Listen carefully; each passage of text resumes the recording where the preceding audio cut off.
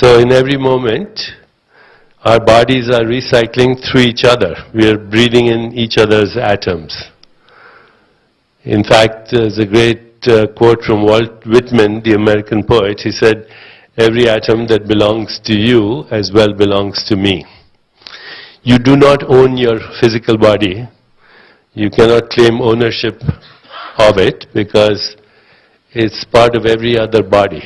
In fact, we could do some very interesting studies based on mathematical calculations, based on radioactive isotope studies, which could prove without a shadow of doubt that right this moment you have in your physical body at least 1 million atoms that were once in the body of Jesus Christ or Buddha or Genghis Khan or whoever else you want to think about. In just the last 3 weeks, a quadrillion atoms, quadrillion means 10 followed by 15 zeros, have gone through your body, that have gone through the body of every other living species on this planet. So think of a tree in Africa, think of a giraffe in Africa also, think of a peasant in China, think of a taxi driver in Calcutta, and perhaps in Manhattan, and a camel in Saudi Arabia. You have physical stuff this moment in your body that was circulating there 3 weeks ago. In less than 1 year, we recycle 98% of all the atoms in our body. So at the atomic level, you make a new stomach every 5 days, a new skin once a month, a new skeleton every 3 months, a new liver every 6 weeks. And your DNA, which is the genetic material that is literally the history of biological evolution. And I'll go into that a little bit in a little while, but your DNA, which is literally the history of biological evolution, and your own karmic software, because it comes with all the experiences of lifetimes and perhaps of ancestors and both human and non-human ancestors going back to the beginning of life. The actual raw material of the DNA, it recycles every 6 weeks. So the carbon, the hydrogen, the oxygen and nitrogen, it recycles every 6 weeks.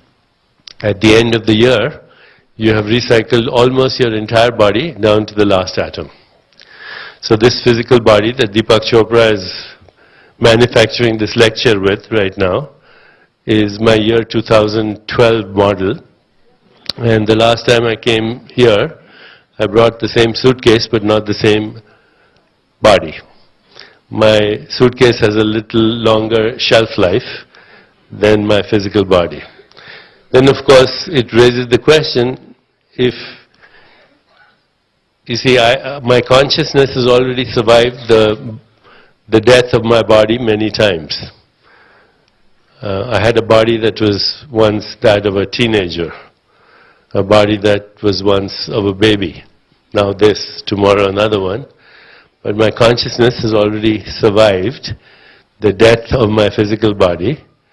Right here there's a clue to the conquest of death. Right here. The physical body is dying and the consciousness is surviving.